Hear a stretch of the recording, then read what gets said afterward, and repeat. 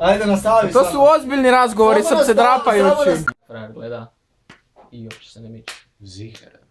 Kada dođemo onda oko ponoći? Daj, ne smijem. Dobro! Ništa, pardon.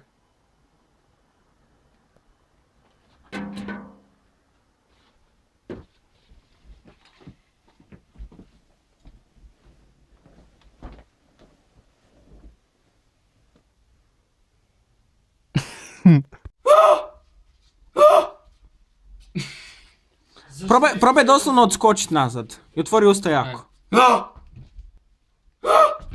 Isto ćemo jednu St. July, Ajde opet. Opet.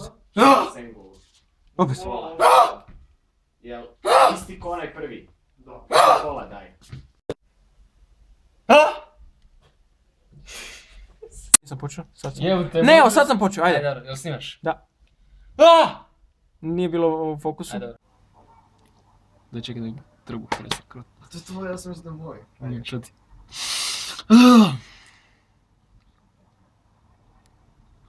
Snima, idemo.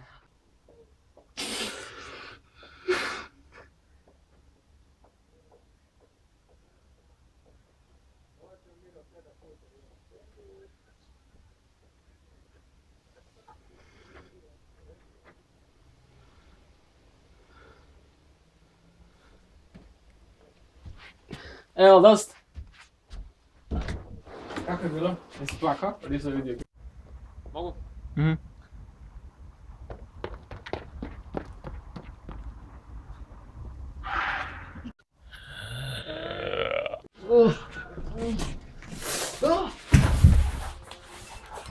Jebim ti mater.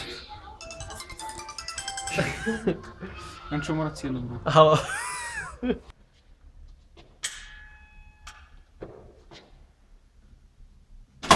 Sad, ne vidiš.